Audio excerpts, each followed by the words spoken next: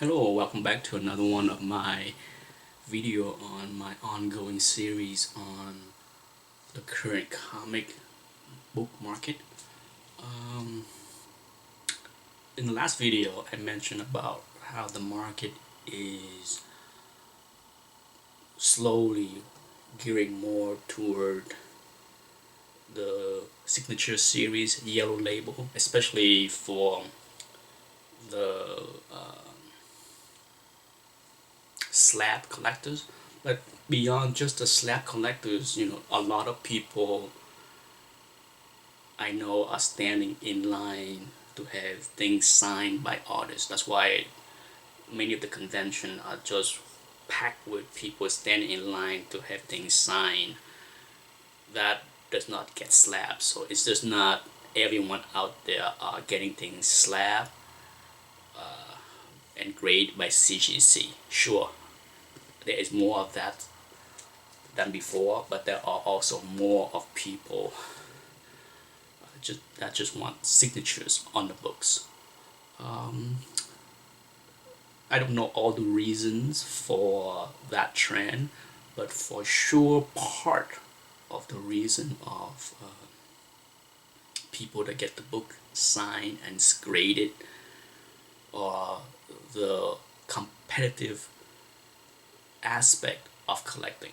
Part of it. I'm not saying that everyone that get a book signed do it because they want to have something better than what other people have. Certainly, if you look at my situation where I got the Captain America 100 signed by Stan Lee, certainly that is not the nicest copy that in a yellow label. There are hundreds, I'm sure. I don't check the census to know, but just looking on eBay, you can see quite a few other copies that are in the much higher grades that have Stan signatures. I did see a couple cool one where there was Stan signature as well as Joe Simon signature. Joe is no longer with us, so those books are certainly much rarer. Now back to the competition, the competitive aspect of collecting. I am when I was collecting and still are. I buy what I want. I buy what I can afford, but I certainly don't approach it in trying to compete with other collectors. And there are people out there that enjoy that aspect of competition. If you're familiar with CGC forum website and message board, you also may be familiar with the registry where people enter in the certificate number on the slab and get points for it, and it rank people. You know, as far as a lot of people pay attention to those ranking. People talk about how much they want to buy more slab to increase the point on the registry so that they can move up the rank. Like I said, there are all kind of reasons why people buy books. Okay, and one aspect of that is competition. And certainly over the years, for example, if you look at like high grade books, many of the books are no longer rare as far as only be one or two of a kind. But in order to separate yourself from your competitors, some people have migrate into signed books. So instead of having a 9.8 X-Men 94 is the best copy out there, now that there are dozens of 9.8 X-Men 9.4, some collector want to have the more unique copy, so they want to have a yellow label X-Men 94 9.8 that may have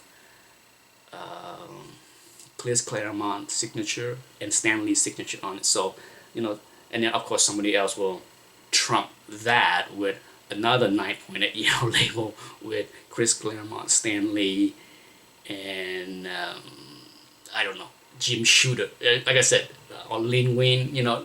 They are I see more and more books out there with multiple signatures. 3 years ago, I don't think I would see many books at all that have more than one signatures. Now you see books with two, three, four.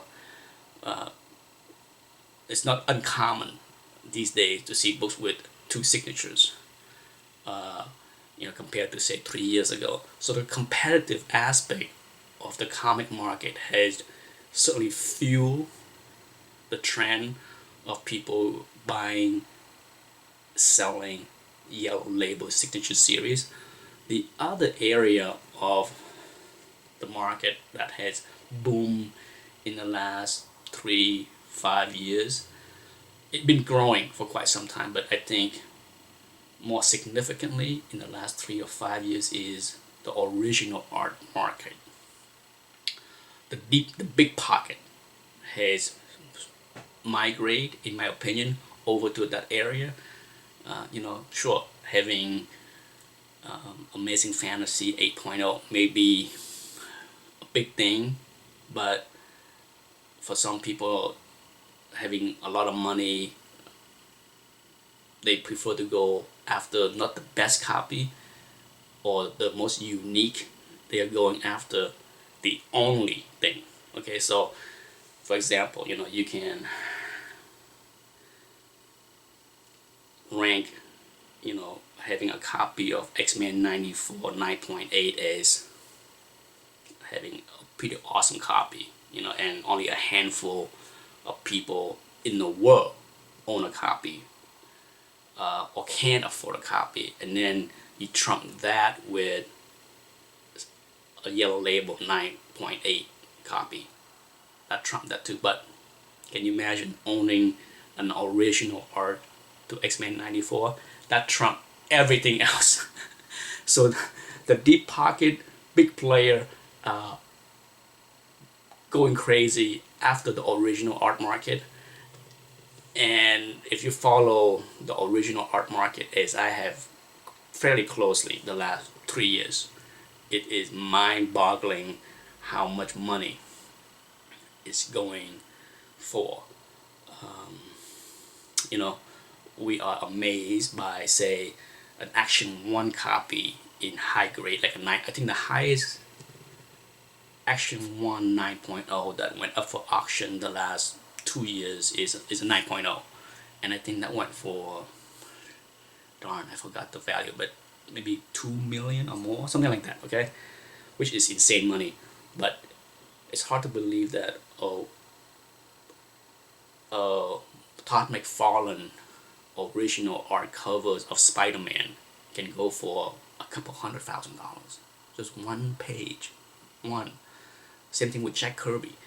To have one page of Jack Kirby art cover from, say, the Fantastic Four, go for insane money in the hundreds of thousands. I would see if I can find a link, but the original art to Amazing Fantasy 15 of Steve Ditko is, I believe, donated to the Library of Congress. I have seen mentioning and pictures of people visiting and take picture of the original art. I believe any of us can go to the library, make an appointment, and look at the beautiful art. That's definitely one of my wish list of things to do, but original arts of Ditko are going for insane money. I don't even attempt to put a bid in any of those auctions. When I see a Steve Ditko Amazing Spider-Man original art go up for sales, I just watch it and enjoy the action, because it just, when you go to 30, 50, 60, $75,000 for a page, it is certainly out of my realm of comprehension. And that's what I want to talk about in this video as far as the comic marketplace. Original art is an extremely difficult area to play in. I bought my first original art in 2002, I believe. If you watch my video on the X-Men, I showed off Dave Cockrum original art from the X-Men that I bought. I bought that, gosh, back in 2002, and I thought that was crazy money. Little do I know that today you can't even buy a page like that for anywhere near the price I paid for it. So it's one of my few shock regrets that back in the early days I did not spend money on it. It's funny because I think if you talk to any old timer, by old timer, people that have been collecting since the 80s and attend conventions in the 80s and 90s, because we see walls of original arts at conventions, even back in the 80s, and I walked right by it. I didn't even bother looking at browsing at the original art. It was, I don't know why it didn't cross my mind to even care or pay attention to it. But when you talk to a lot of old timer like me, we have crazy story to tell about how we see Jack Kirby page going for $50, where it would go for $5,000 or $10,000 today. But back in the 80s, there are a lot of original arts for sales for extremely cheap. I mean, it's the market has not even think about what those things mean to collector compared to what they have been today. And I will talk more in the second part of this video, because I know this is gonna go on for a long time. Okay, thanks for watching, and catch the second part of the original art comment. Okay, thank you for watching.